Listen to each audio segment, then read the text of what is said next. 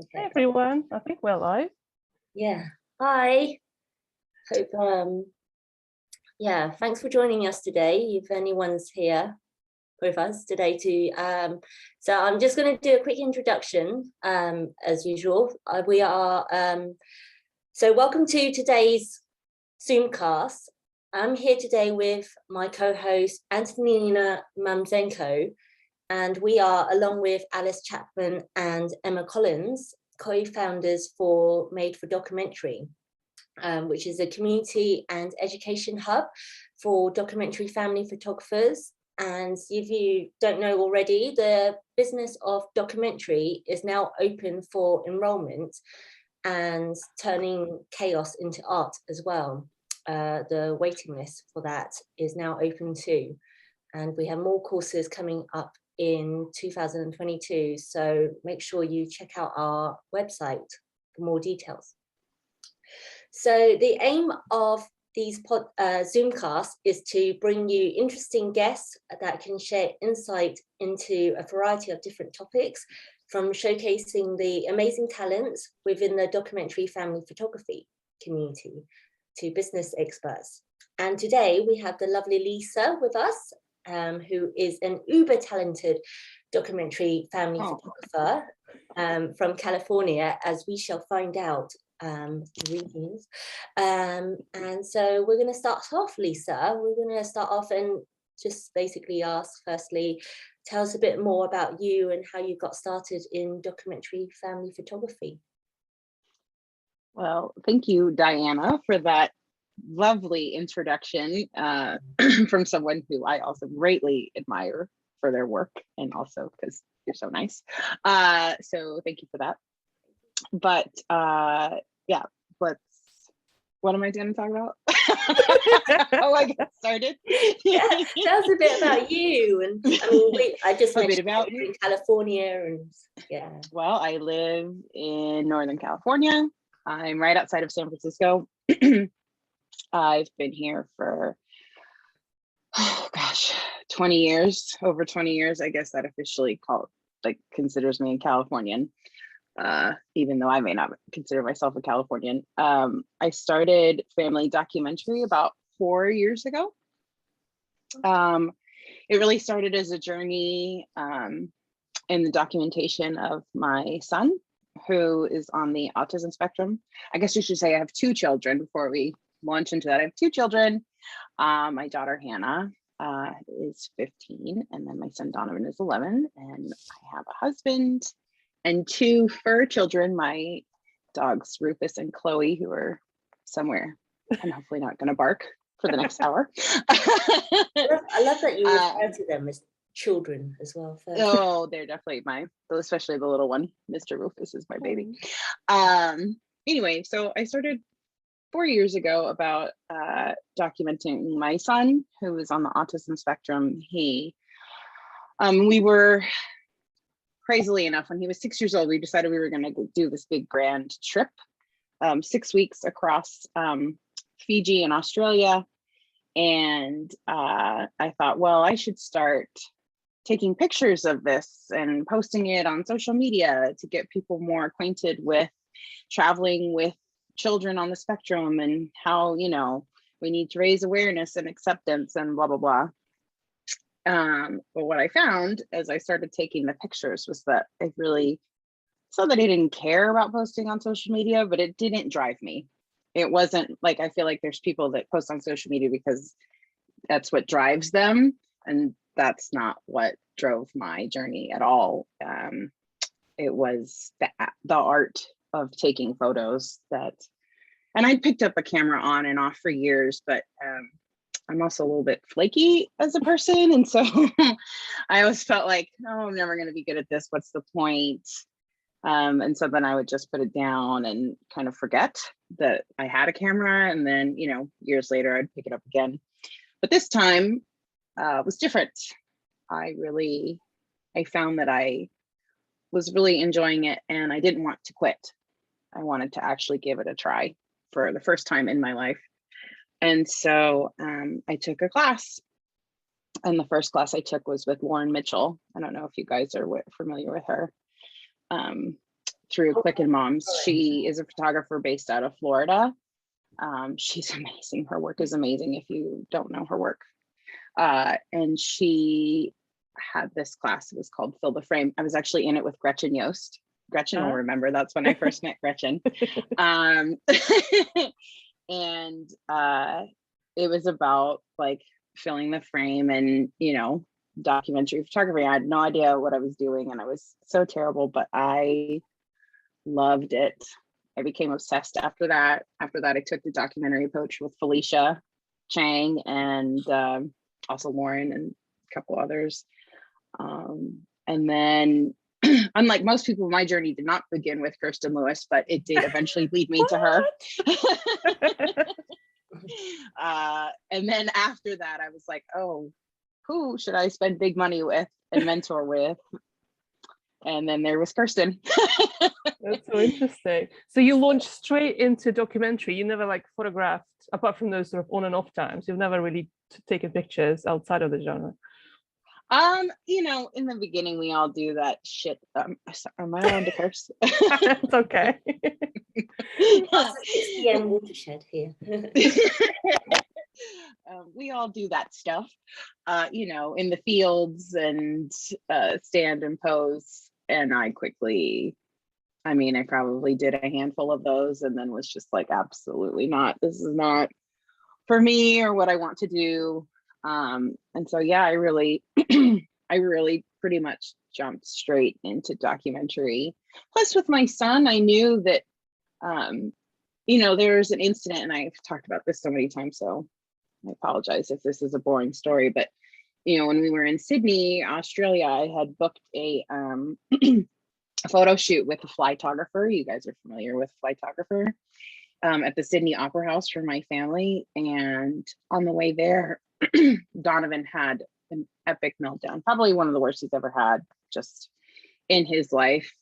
You know, we were completely off our schedules and he was exhausted, and here I was trying to drag him to some like photo shoot where we had to like stand and pose, and I was fucking miserable. Like by the time we got there, it was 45 minutes late, and I was just a like emotional mess. And then we had to like stand there and pretend to be this like happy loving family, and I just spilled water all over the place. Oh no. I was like, are you fucking kidding me? Like I can't begin to like compose myself to get it together. And I, you know, it's funny, we have one picture from that photo shoot. It's hanging in our living room, but it was also that day that I took the other picture that most of you know of my like children and husband like on the steps in front of the Sydney Opera House. And it was like that photo, like I can pinpoint the exact moment where I was like, this is what I'm gonna do. And it was because I just knew that like recreating reality for this fake perfection was just not anything I wanted to be a part of. It's just not who I am as an individual. And so why would I want that for my like career or for other families? Anyway, long story, but No, I think it's yeah, that's how like I got here. Well, I think in some way you had a quicker realization because you have an autistic child, and they do not like, there is no like posing with them, or like they are who they are, and they're not gonna bend to the will of anything. Right. Whereas other children might be like, yeah, I'm gonna, you know, do this, do that. Right. And I mean, I see it now, and you know, I still do, you know, for holiday the mini sessions because, you know, money. Yeah. And it really drives me crazy when I get together with those parents and they're like yelling at their kid to behave. And I think I said to my husband, or I'm like, this is going to be my last year doing these. I just can't. It's so hard to watch. Like you force your kid to smile while you're literally yelling at them and berating at them to behave. I hate it. I hate it. Anyway. Yeah. Wow. Shall we show some of your pictures just to kind of give people who maybe don't know you? Let me try and share. So we share some of your documentary work. Share screen. Let's try this. Can you see it? I can. Yay! Yay, that's way fun. Yeah. So just gonna scroll through. If there's any like particular story, feel free to tell us. Yeah, I mean, this is just a smattering of my work. You know, I don't really know that I can, you know, some people say like I can look at an image and I know immediately it's yours. I don't see that. I really just kind of try and capture, you know, what's interesting. I still struggle with, you know, it's funny, I had a photo shoot just the other day and the pictures are fucking garbage. Like I'm I sure hate they're them. not. Like, but they're not to the like level that I want. I told the mom and I just gave them to her, but you know, I still have bad days. This is just a smattering of things that I found, you know, throughout life that I'm proud of. Some of these images have been awarded, This one got you know, picked through, Oh, but what? go ahead, I'm sorry. photo, the suburbia photo was Oh, this one. that was in an exhibition, wasn't it? Yeah. Yeah, this one was in an exhibition in it's picked by Elizabeth Avedon. I don't know if you're familiar with her, but she chose it and it was in Dallas Center of Photography, I think. Oh no. Texas. It was in Texas somewhere. This was my first, actually, I'm glad you brought that up, Diana. This was my first photo that was ever chosen to be in an exhibition. Okay. And that was sorry, go ahead. No. I was going to say, was that a client family shoot? So there's a funny story with this one. This was the beginning of COVID. Remember when everybody was doing those front porch photos? I did those too. So I showed up to photograph this family for the front porch project, and I got out of the car and I saw this scene, and I was just like, this is the picture. Like, I don't give a shit about all the other stuff that I'm going to take pictures of, but this is the one I took. And there's another one from this set that I really liked it, but this was the one that ends up like being shown the most. But actually, it's a terrible, like if you saw the raw, like I blew out the highlights, like it's just totally overexposed. I had to fix it in post. I didn't care. Like, I just love it so much. For me, it is the epitome of suburbia. Like, Well, it is, yeah. Isn't it often the case that it's often either the first pictures or the last ones as you're leaving, you can, that's the picture. It's funny that you bring that up because, you know, this session that, you know, I was just talking about that I'm not happy with, but we talk about, and, you know, one thing I learned, you know, through Kirsten and others is, you know, shooting through the moments, keep sticking with it until you feel like you have more than shot like what you want. I agree with you. A lot of times it's like that first picture that ends up getting chosen because I see it, but then I keep going because I feel like, oh, what if something better? What if something better? And it can, totally can, yeah. It certainly can. And, you know, sometimes it does, but I also think that we have to do we all have to do a better job of trusting our gut and our instincts. You know what, that's right. I feel like I've actually started doing something like when I have to trust my gut and just not overthink it sometimes, but also it does come with experience and with having practiced it and done it for a long time, that you know what your gut is telling you is right. I often think that the first reaction that you get, that gut feeling, is why you're responding, why you're picking up your camera. And, you know, you said this was quite fast. You disappeared there, and that was a moment really. And, you know, obviously it got picked for the. It resonated with people, clearly, yeah. People can feel it and really respond. I had literally like pulled up in my car, like in front of this house, and was getting out, and I had my camera in my hand and was just like, nobody move. Nobody move. Stay where you are. And the kids clearly saw me and they're like, what the heck is she doing? Luckily, mum didn't notice, because she's right. Like, are you dressed well and everything? And she's, oh God, yeah. Yes. Like, that's exactly how it was afterwards. Like everybody in there, Yeah. Love this picture. So this one was awarded. This is Reportage. Gave this one an award, and this was another one of those moments where this is my friend's this is a big dog now, but at the time he was a puppy, and we brought the kids over to meet him, and I had my camera and I was like, oh, I'll just take some pictures of the new dog. Like, he's super cute. And this was another one of those times where I was like, oh, crap. Didn't get it. I didn't get it. Yeah. Do your kids get tired of you, particularly a teenager, taking pictures of them? I think he runs away a lot now. I know that we're going to get to the Nat Geo photos later, but that whole series is essentially how I can photograph him now, because he really is just not gonna allow me to take his picture. Sometimes he's okay. Most of the time he's just not into it. Plus it's different now. You know, in the beginning, you know, I would pick up my camera a lot at home and take pictures of just them doing stuff around the house. And I don't do that as much anymore. Mostly just because I'm tired.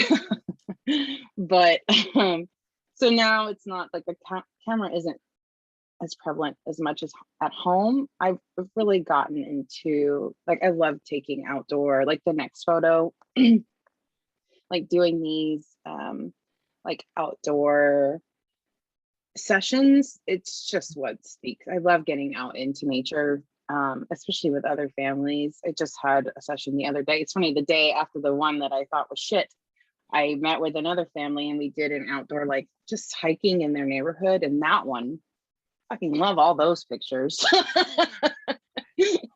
And I think it's just because that's what I'm starting to draw more into, is that kind of work. Getting families outside is like a really big like thing for me. Yeah, because when you were talking about at the beginning about you and how you got into or getting back into photography kind of seriously, and also documentary family photography, was because of the travel. And it did make me think, and your travel photos are amazing. And so it's kind of like, starting not offering kind of like the travel side of aspect than it is the indoor family shoots. So, you know, Antonina and I have been talking about this for a long time. Yeah. Vacation storytellers. Sessions, yeah. Oh yes, vacation storytellers, yes.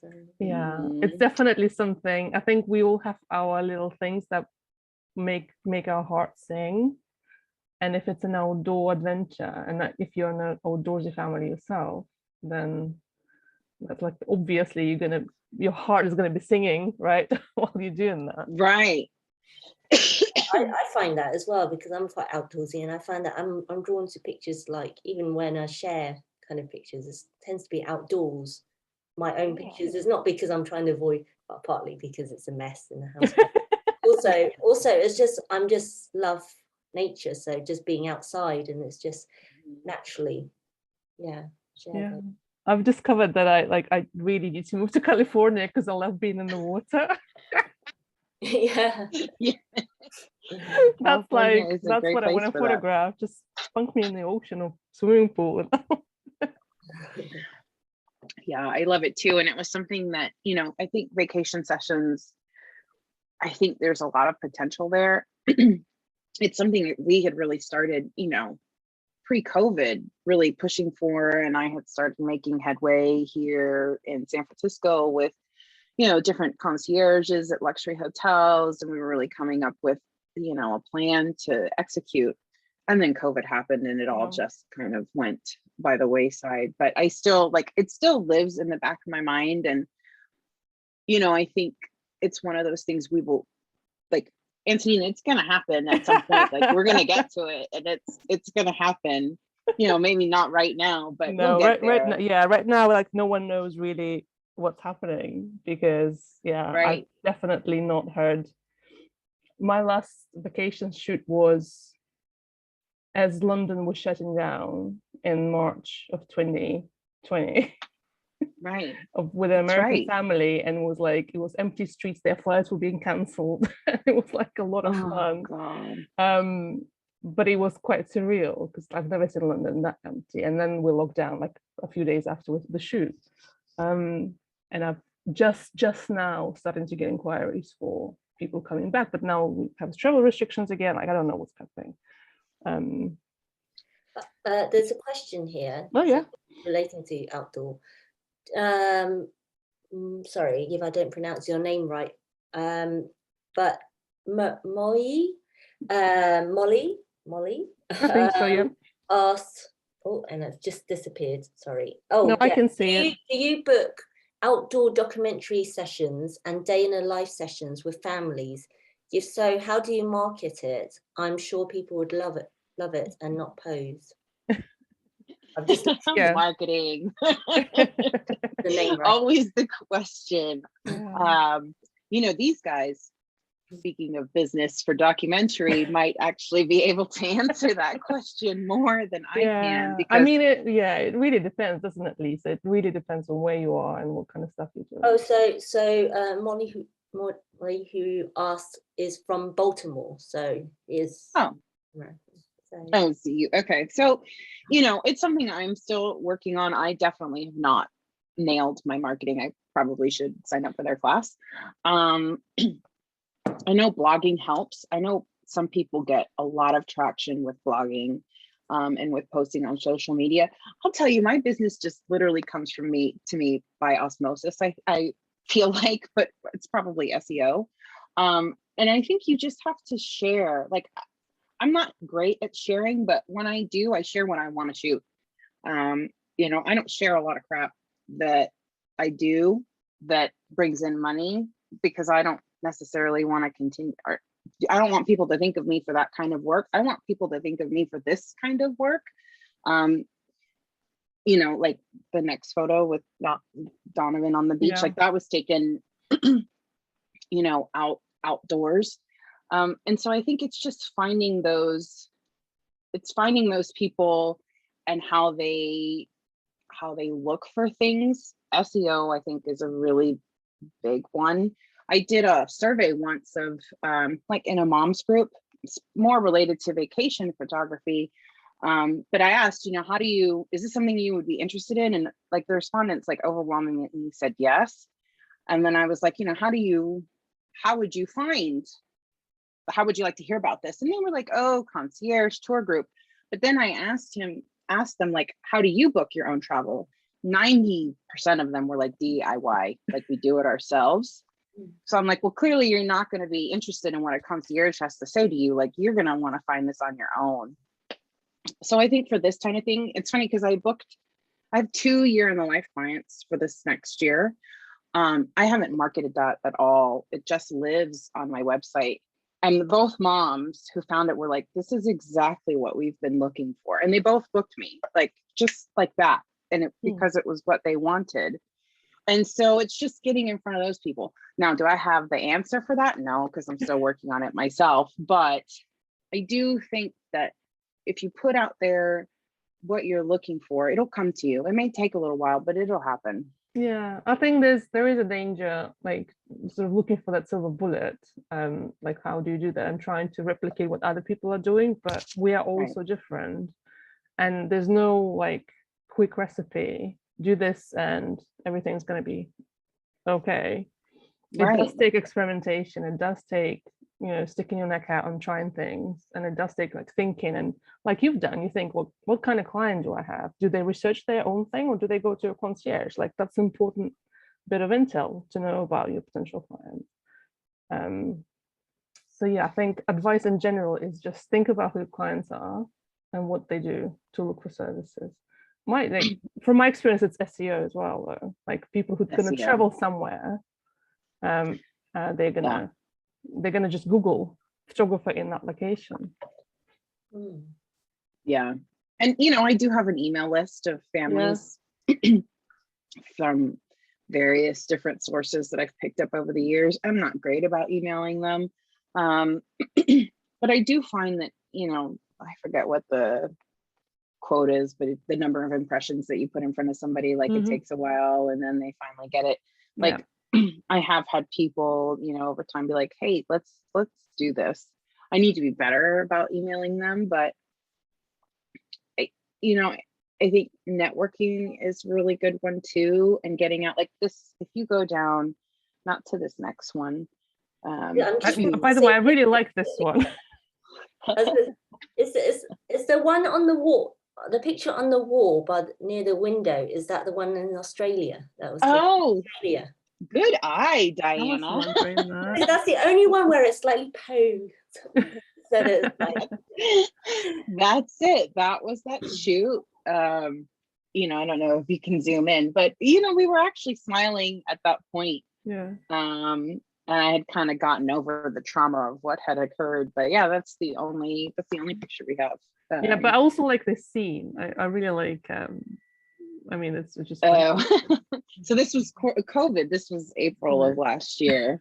And this is when, like, you know, we were like locked down, like we weren't going anywhere.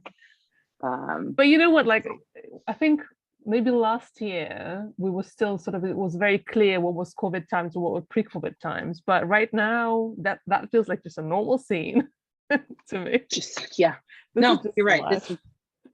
This would still happen. These are my two babies. That's Mr. Rufus. Wow. And Chloe. did you actually document sort of throughout the lockdown period, or were you just like, oh, I just needed? So I was I was mentoring with Chuck Antonina, who, if you guys don't know him, you should. Yeah, we have a whole Zoomcast with Chuck somewhere in our archive. So there you go. So Chuck is an amazing teacher. I've learned so much from him. And so I was forced to document Diana, to answer your question, because I was mentoring with him. And I was really like, COVID hit me hard, because my business like pretty much went up in smoke, and I was like, I went through depression. Like, it was just a bad time for me. And he forced me to pick up my camera, because I felt like everything I was shooting was shit, right? Like, what's the point? I hate shooting indoors. But actually from that time, several, like, I have, like, this is an award winner. I have a whole series of my son with this like orange thing that was an award winner. It's when I started documenting like him outdoors, like that ended up being published in National Geographic. Like, so many great things actually came out of COVID for me. You know what, like it's really true what you're saying when you're mentoring with someone, and we're definitely seeing that with turning case into art as well. Like, when there's that accountability that you have to produce work, and there's a deadline, and someone's asking you to do something, you're going to do it. If you're not on your own, it's likely not to happen if you're not feeling it. Yeah, I have been thinking that I need to get another mentor specifically for that reason, because I am real shit at motivating myself. Yeah, it really helps. I love this. This is a family shoot, isn't it? No, so this was I started coordinating with a woman who was running these camps, like overnight camps for families, and so I spent the day with them. So this is related back to the networking, you know, question, or the marketing question from earlier, like, you know, finding people in your, like, that are similar in your group and how to network with them. You know, nothing, she ended up moving and I don't work with her anymore, but the image was also like won an award, and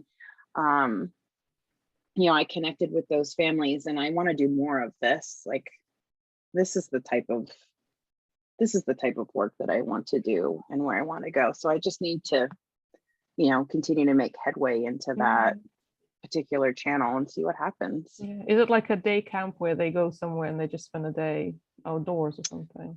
So she has a blog where she sends out like camping itineraries, and then she had actually coordinated like a family camping group, like for beginners. It was like, if you want to come camp with your family and learn how to camp, like come. And it was like 2 nights at the beach, like Santa Cruz.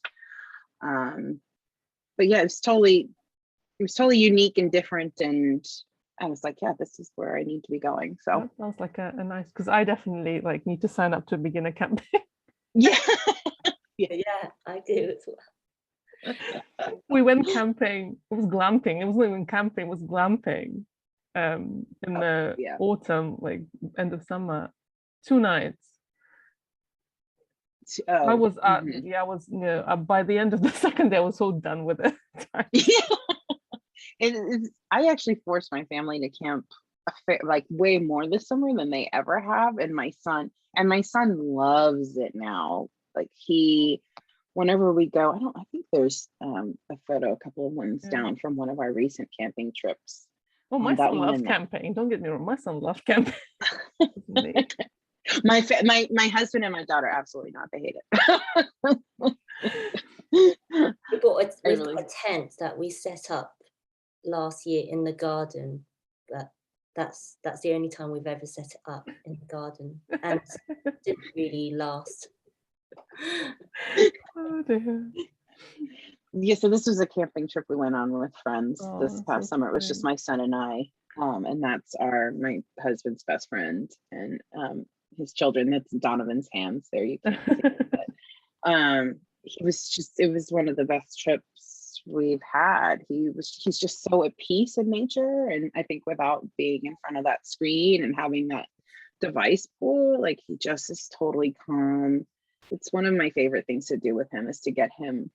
Now he hates hiking, which is evident with my other photo series, but being out in nature, he's a big fan.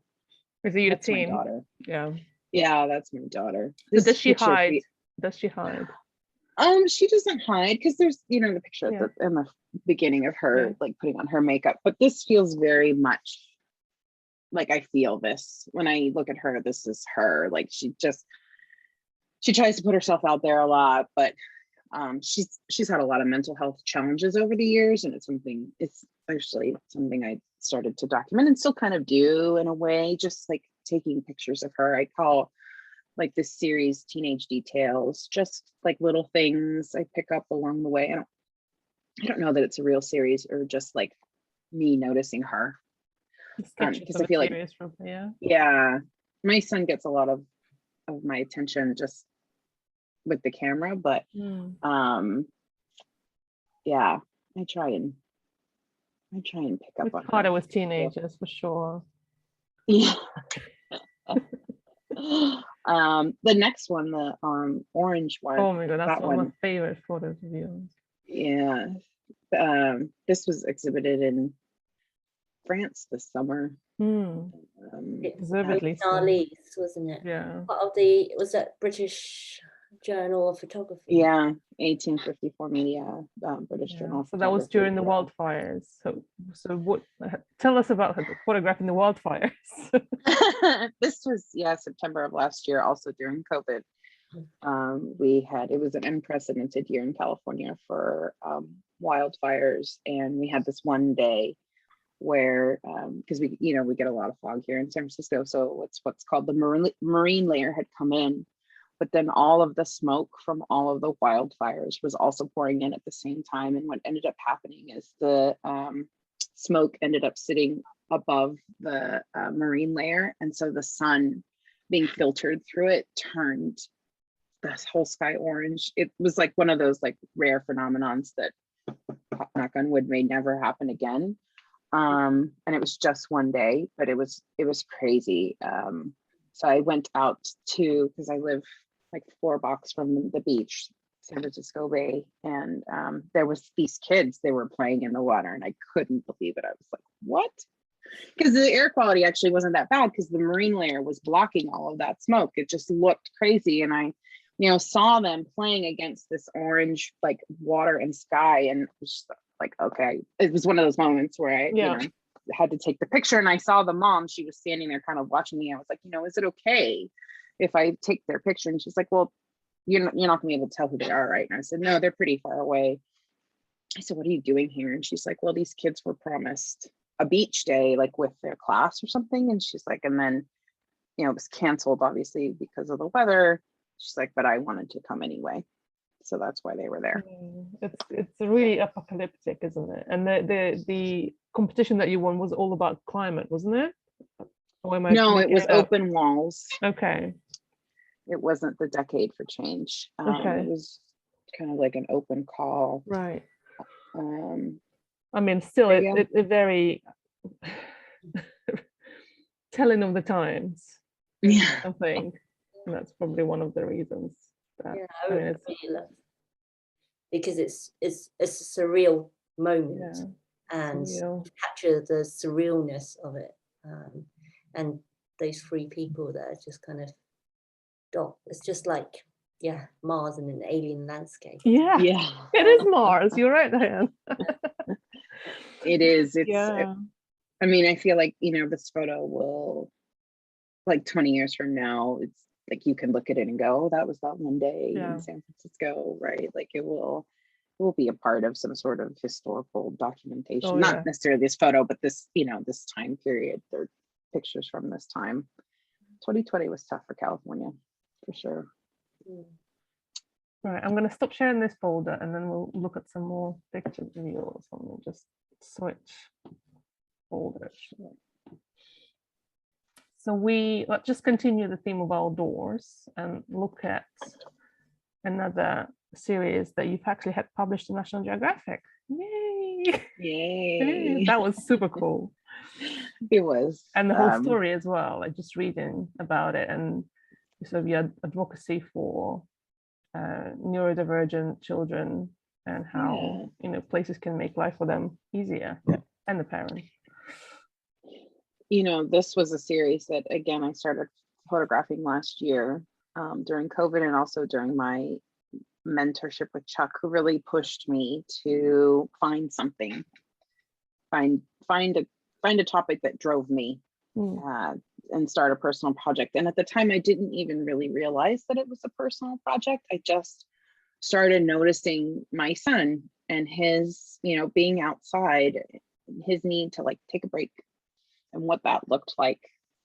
And so I started documenting this series. It really started with our trip. We did a road trip last summer for 2 weeks. We went to Yellowstone, and we drove through Wyoming and Montana, and went to the Grand Tetons. And being out in nature with him is when I started to pick up on this little thing of his. And so then it just kept going. And now, it's become a thing. I actually have pictures. We were just in Puerto Rico over Thanksgiving, and I have photos like that will go with this series, and I will continue to document it until he stops doing it, till he becomes an adult. I don't know. I actually quite admire him that he can just do it. Like, that's so cool that he can just do it, because he needs it and he just does it. He knows what he needs, basically. Yeah, that's right. The next photo of him, this so there's a funny story with this one. Is this was a part of that road trip that we were on, and we stopped at Chico Hot Springs, which is in Montana, right outside of Yellowstone. And he was sitting down, and I was in the pool, actually. So I'm in the pool and he's sitting down, and he's just like, oh, I don't want to deal with you. And so he threw the towel over his face. So that's what this photo is. That's so cool. But I love it because it's out there and it shows families. And I know, like, often families with autistic children, they worry about having a photo shoot as well. Because the whole idea, isn't it, ingrained in us, is that, there's certain things you have to do, they have to pose and all of that. And seeing something like this, which is so beautiful, even though you can't see his face and he's doing his thing, they're so artful and beautiful. Like, you go, yeah, I'll have that on my wall. That's like a street photo. Yeah. Thank you. Yeah. I mean, this is also in Yellowstone. And that was really the whole crux of, the story in National Geographic, was talking about children on the spectrum, getting them out into nature. But what does that look like from a realistic perspective, in terms of, modifications and accommodations by, other institutions? And, really when we talk about, disability access, especially, I don't know how it is in the UK, but here in the United States, the conversation is primarily around physical disabilities. Like, can people get through on a wheelchair? Is there, Braille or other things to help the, seeing impaired? But the conversation is never around neurodivergent. And so that's something that needs to change. And so the article, along, with these accompanying images, was about, it wasn't focused solely on the national park system, but they're definitely, mentioned and a part of the conversation, and they don't do anything. If you go to the national park website and look up, autism or autism accommodations, there's virtually none.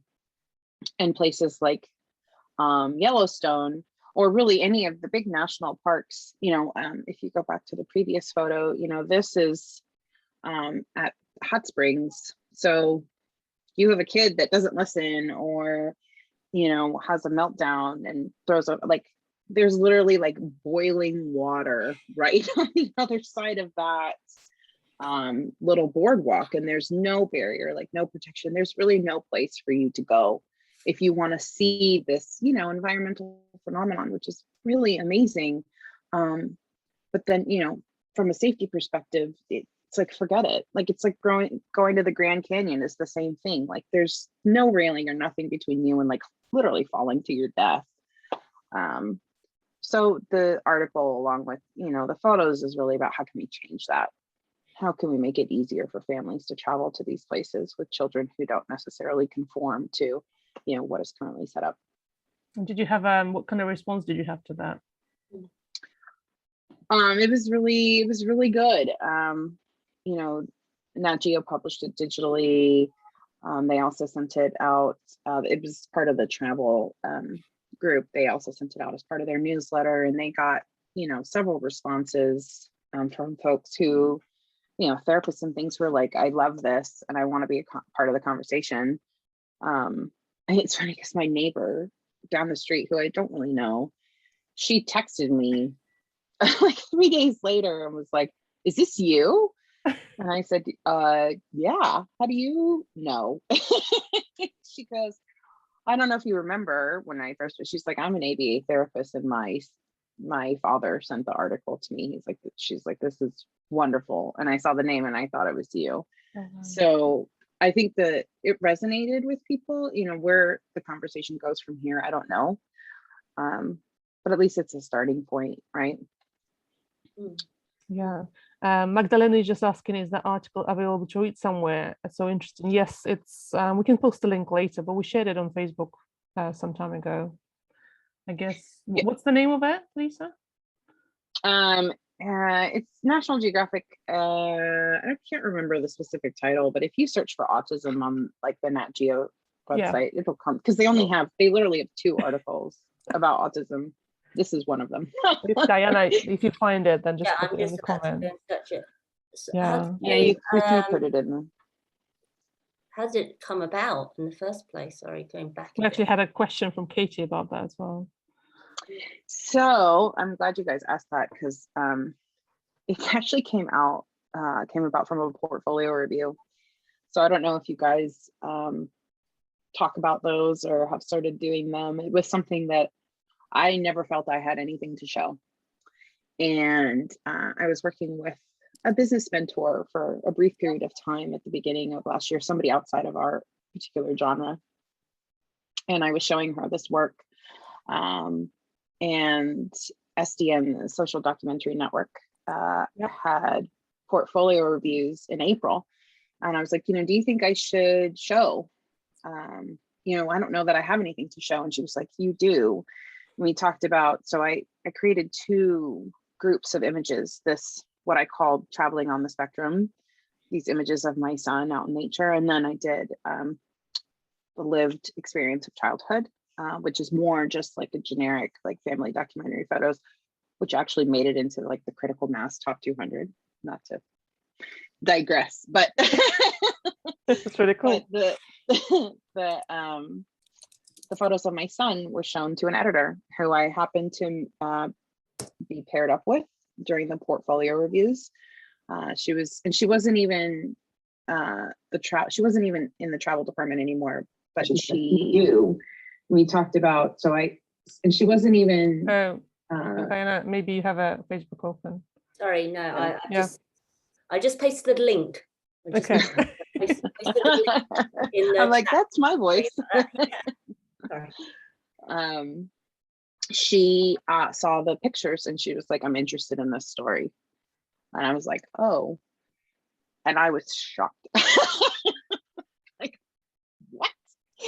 I thought, oh, she's full of shit. But months later, it took about 6 months of, working with them and pestering them. It happened and the story was published. And so now I'm a firm believer in portfolio reviews. Like, even if you don't think that you have something, like, go and get feedback. You just never know. Putting yourself out there is so important. And I never would have believed it if it hadn't happened for me. But it did. And so now I'm a big advocate. Like, go show your work to people, let it be seen. Yeah, and especially, like, it's all well and good sharing on Instagram, but no one's really watching, for sure. Right. But yeah, I've done a couple of portfolios. American ones tend to be really expensive. In the UK, there are some. Yeah, in the UK there are some better ones, not better ones, better priced ones, more affordable ones that you can do. But then again, then you don't get a chance to meet a National Geographic editor. So that was like. The pay-for-play model is something I really struggle with. Yeah. I will say that the SDN ones are more affordable than the other groups. So I would definitely keep your eye out. It was April of last year, so they should be announcing them, maybe January or February. But I think it's like $250 to meet with 5 people. So I highly recommend. Yeah, I've done I've done Format, which is a UK based festival portfolio reviews, and then I've also done a couple of months ago actually in-person portfolio review for the first time ever in the Oxford Photography Festival. How was that? That was weird. They don't tell you who's going to be your reviewers. You don't choose, but it's also cheap, so can't complain. And then they pay you up based on the portfolio you submit. So one of my reviews was a V&A curator who had no understanding, Victoria and Albert Museum curator. I think she got we just thought it was a bad match. Yeah. Oh, that's happened. That happens for sure.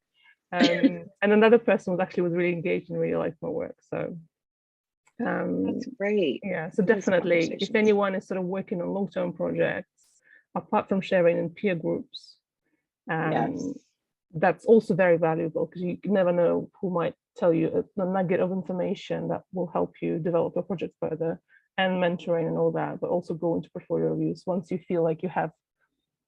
It's not for singles, it's for series. So you're not going there with single images. It has to be some sort of project.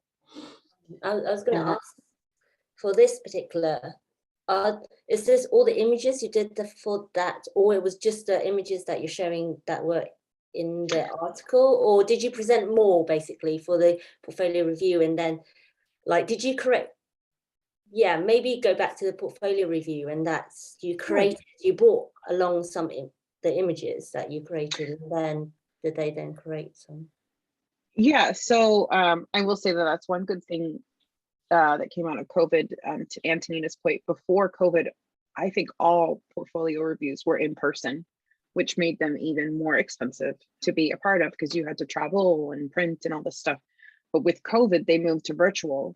And so, and now they're like that model is staying, which is really, really good. But I showed, I want to say 18, the recommended amount most of the time is between 18 and 24 images, because you only have 20 to 25 minutes to show work. So you can't go in there with 50 pictures. It has to be an extremely small curated set of images that tell the story. So I showed the 18 to 24, but it wasn't those images that you just showed were all published in the article, but I didn't include all of those in my initial showing. It was all of him either laying or sitting down, that whole series. And then once they decided they were going to publish the article, then I sent a much larger set over to her, the photo editor at Nat Geo. That was probably 90 images. And then she went through and picked the ones that she felt were the strongest and that told the story. And then I had to write captions and essentially tell our story in Word. And then they hired a New York Times writer to write the article, and then it like got matched up together that way. But yeah, because you've got now, I don't know, Antonina's going to show some photos. Yeah, of your before we next go, project. before we are to the next project that you have, actually, we have another question from Joshua, who's asking, what's your workflow like? Do you spend much time in post? no, I spend probably way too much time in post. So I will say that that has changed a lot since I got a mirrorless camera, which I happen to have sitting right here, because now I can see my exposure in camera, and that has helped me tremendously. I'm really bad about with the non-mirrors, like making sure that things are correct.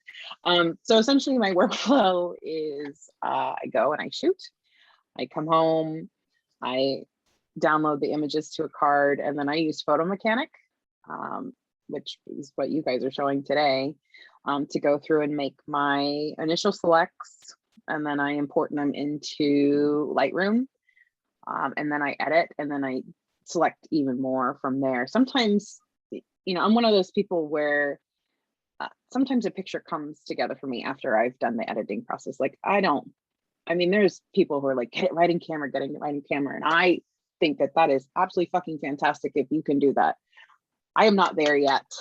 So sometimes I have to like crop and, you know, edit, and that's okay. I used to feel a lot of guilt around it and that I was doing something wrong, but I've come to accept that that's just who I am, and I'm okay with that. So yeah, I spend, I mean, not a ton of time, but I feel like my photos are better after they've been edited. How do you actually have a question, because I struggle with that myself. When you have multiple projects going on, like long-term work, how do you organize those, especially if they're personal work matched with your, you know, when you document your own family, and not every picture they've created for your family is going to be part of your project. And Right. you know what I mean? So I do have, and my organizational skills are really shit. So thanks for bringing that up, Antonina. Right. I've seen your whiteboard. With all the, you know, you're very organized, I'd say. The notes. List making. I do folders. So and really for the next project that you're gonna show, I have been more organized with that, but I do folders. So I have a Donovan folder, and I just put, like, if it's a picture I think that I want to like keep in my mind for future, I just dump it into the folder within Lightroom. So I edit them, and my folder setup is like by date, and then I just kind of name what it is. Yeah. And then I do, you know, for every year. But then I have, you know, the collections that I've created based on the project. And I literally just, like, I know people are really big into keywording. Not good about that. I should be better. But you should have no place here. I just take the picture and dump it into the folder, and then it lives there. And then, you know, I'll go through and I'll like use stars sometimes. And I will say that my workflow is definitely something that I need to work on. But so by folder, do you mean a collection within the Lightroom, like a collection Yeah. function? I've started doing that recently, and that was a revelation, because I was exporting things into folders, but then all that was too complicated. No. I do it all in Lightroom. So then, you know, and because then if I need to share it with somebody, like, you know, this next project we're going to talk about, I which is a collaboration with another photographer.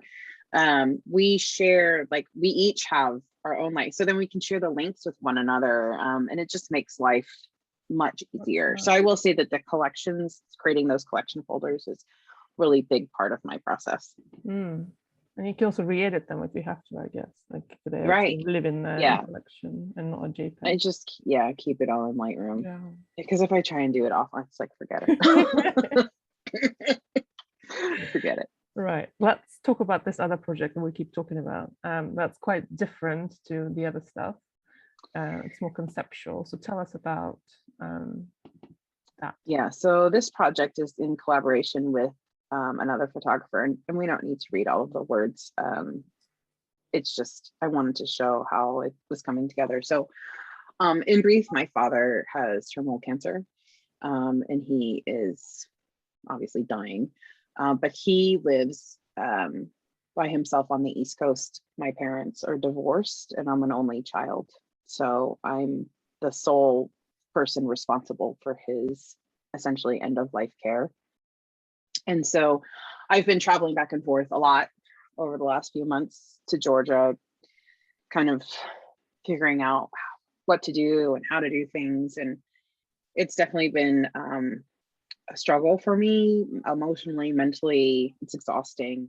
But through this, I decided that I wanted to document this process. However, I feel like most of the projects that are out there right now is related to this particular topic are all about the old person, like the person getting sick and dying. And I really wanted the project to be about me in the sense of like, I wanted the project to be about the caregiver, because I feel like this is something that we don't talk about.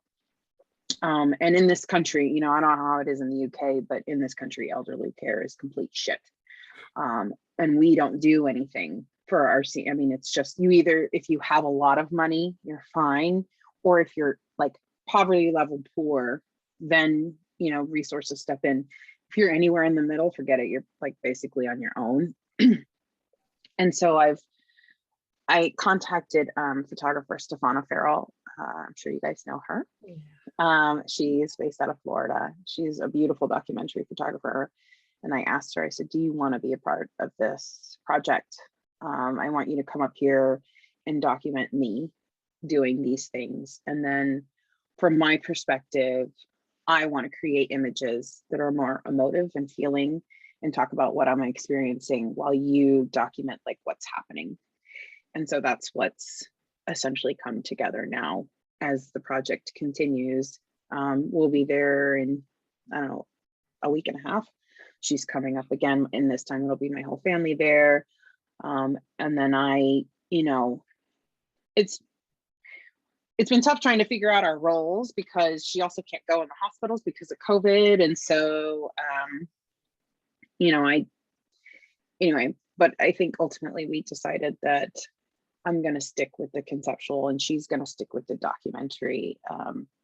We've been working with Ed Kashi on this project. I don't know if you guys are familiar with him, but I took a class with him and he's been mentoring us on this. He's really, really a great individual. But this particular set is just an example of how we envision the project coming together. Are the words all yours or she's written some? So she writes. On the left, she's written for the images that she takes, and then yes. Yeah. So she writes from a very like documentary photojournalistic perspective, like these are what's happening, and then peppers them with statistics around caregiving. And then for me, I write how I feel and I write what I'm experiencing. And then we pair the images together based on what we think works to create the story. I had a lot of guilt, I still do, around doing a project based on something so personal and especially for my father. But I think it's so important. We don't talk about this enough. Yeah, shines a light. Yeah, I'm sorry, Diane. Go ahead, Dan. No, I was just saying that it shines a light, and you know, particularly from your perspective as well, which is so often ignored, and you know that. It's really hard to do projects that are kind of like so personal and so heartbreaking. I really applaud your bravery, and it's like a new way of working as well, which maybe makes it a bit easier because you're working with a friend essentially. Yeah. I would say that's interesting. What did you say? I'm sorry. I said that it's a collaboration as well that is really interesting, and to also pass that trust onto someone else to document, you know, you or your dad.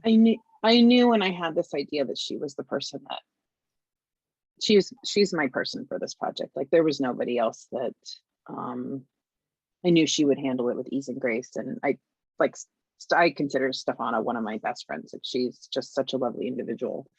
And And my family has grown. Like my dad asks, like when I go and she's not there, when is she coming? Is she coming this trip? My family has grown to love her too. And I wanted to do something that other people haven't done. And for me, this is what that looked like. And it is really hard. There are times when I go and I don't pick up my camera at all. And then I feel guilt, like, oh, you missed an opportunity. But I have to stop that because this needs to come together in a natural way versus me forcing it, and whatever that looks like in the end. But I know if I don't continue, if I don't finish this through, I will, not only the guilt of just doing it, but the guilt of not finishing, like giving up. I can't now. It's too far. And it's just so important, just to me, it's important for me to do this. Yeah. Does it help then that because doing it with someone, then you kind of like trying to, Stefano would be like, are you, so that you kind of have to produce something to kind of balance out the images that you're creating. And yeah, it's funny that you bring that up, because in the beginning I had a lot of guilt around that, because she produced, she's hundreds of images, really, really good ones. She's documented it so well. And I didn't have a lot. And I felt like I wasn't holding my weight, right? Like, I'm not taking enough pictures. I'm not doing enough to really support this project. But that's kind of subsided now, because I've realized, like, I'm not doing what she does. That's not my job right here. My job is to focus on me. So, I started doing more. I recently did a conceptual shoot here with a friend, which I haven't gone through those photos yet, but I'm starting to think outside of the box, which is really hard for me because I am not a conceptual shooter. That's not my wheelhouse at all. But I'm getting there. I'm working on it. It can be really exciting. Maybe exciting is the wrong word for this particular project, but exciting in terms of like trying different things as a photographer and working in different ways, and even feeling like a bit of a beginner, like you don't really know what you're doing. It almost just like, it's, when you're a beginner, you just try. Somebody who I've worked with a lot, just in general, like Angela Douglas Ramsey. She's a fantastic conceptual shooter. And we have a Zoom class with Angela. Yeah. There you go. So you guys know. And how she goes about forming her conceptual personal projects is really like organized and focused. And I'm just not that way. I have to stop beating myself up about the fact that I'm kind of like a fly by the seat of your pants kind of person. And that needs to be okay. And I need to be okay with that. But for this kind of thing, it's been that as well, where I'm like one of the images, like the one me sitting on the box, I knew, like in my mind, I was like, I want to take this picture. And so when Stefano was there, I was like, I want you to stand here. It's right in the middle. One more down. This one. Nope. Back up. Oh, this one. This one. Yeah. So, I knew exactly what I wanted. I was like, you're going to be in my bedroom and I want you to shoot down, and I'm going to be sitting on this box. And so now I just take the pictures as they come to me. It'll literally be like a vision. And I'll say, okay, if she's there, I have her help me. If she's not there, then I try and do it myself. And that's how I started. I love that image. An interesting thing for ages and ages, like as a kid, I used to write like stories and things, and then as you do in school bashes that out of you because you have to like write in certain ways. Yes. And I've always thought I was doing it wrong because I never had like a beginning, middle, and end. I never had like a concept of like what is a story about. It always came to me in those flashes, and I would write them down, and I never had an idea of how they connected until I listened, like literally maybe 6 years ago, I listened to an interview with Diana Gabaldon, who's the author of Outlander. And she talked about her writing process, and it was exactly that, just flashes of things, and then she works out how to connect them together. It's like, oh my God. Turns out it's not wrong to work like that. That's right. And everybody's telling me you need to keep a journal, you need to be writing down what you're feeling. And I started that.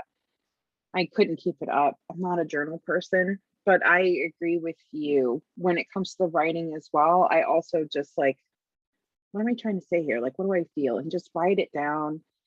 And I think that we have to be okay with letting our creative process not look like everybody else's.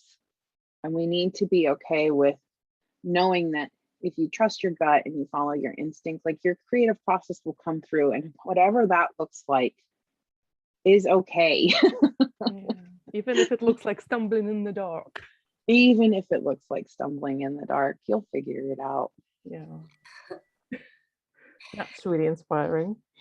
But yeah, so speaking about those words, the words did it feel hard to write the words for this project, or this, even for the Nat Geo, the captions? I mean, you can see the captions in. Yeah, I tend to be a bit of a word vomiter, if you guys haven't noticed that. So getting words out onto papers has never really been a problem for me. It's cutting them down, making it more succinct. I don't know that you would call me an open book, but I think when it comes to certain things, I am very honest about, life and how my feelings around it. And this particular project has become one of them. The same thing with my sons for Nat Geo as well. I think one of the things that I've realized with all of this work is that aside from, documentary family and all of that, is that I really want my work to be for advocacy and for change. I want my imprint to be more than just creating great photos for families. I want it to mean more. And so I think for this project, especially, that I have to be vulnerable and honest, because if I want people to resonate and read my story and resonate so much that they feel enacted to do something about it, about our fucking shitty elderly care system in this country, about how we don't support caregivers, about how we essentially give up on people at the end of their life, people have to feel inspired. And I don't think people feel inspired unless you are at your most vulnerable self and really show, people who you are.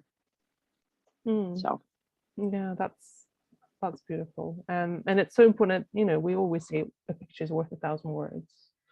But I think people sometimes need to see, not just read.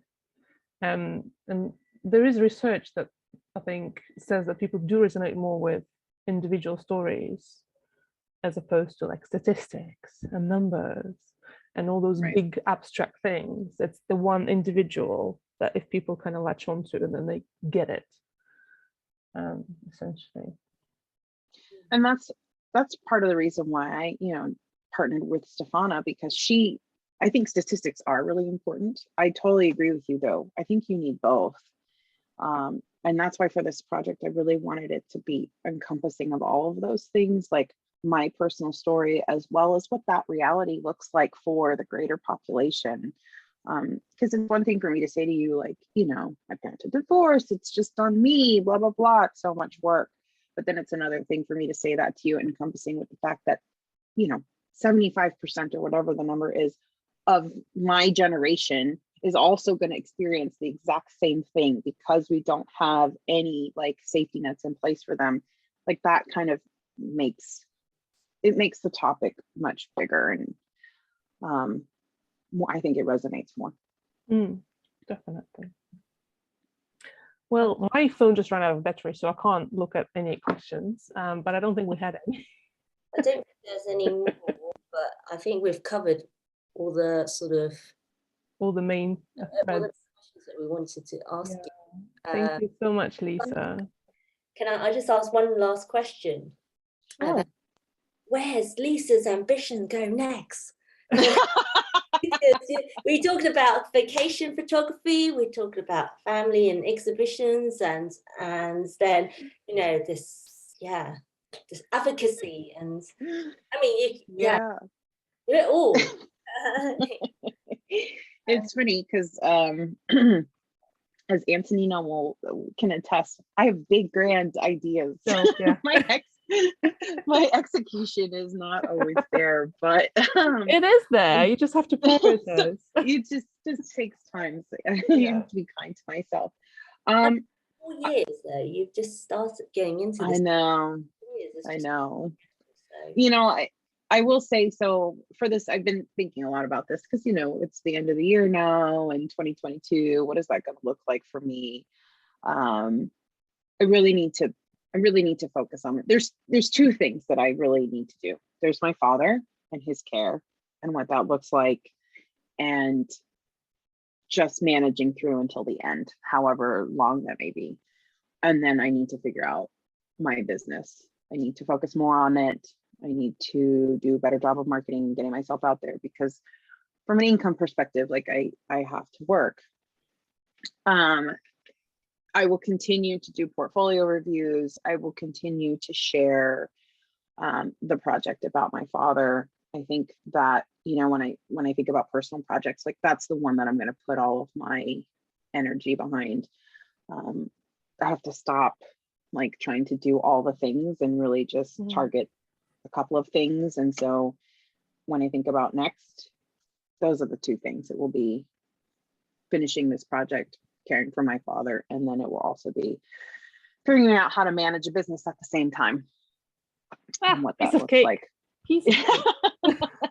No problem. No problem. No.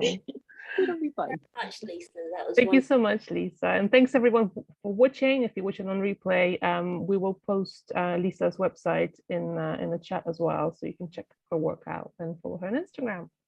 Yeah, Lisa, when you get the chance, do go back. I mean, lots of people are saying thank you, but they've also just, other than the questions that hopefully we've asked to, for on people's behalf, is that people's written comments and stuff for you. So Yeah.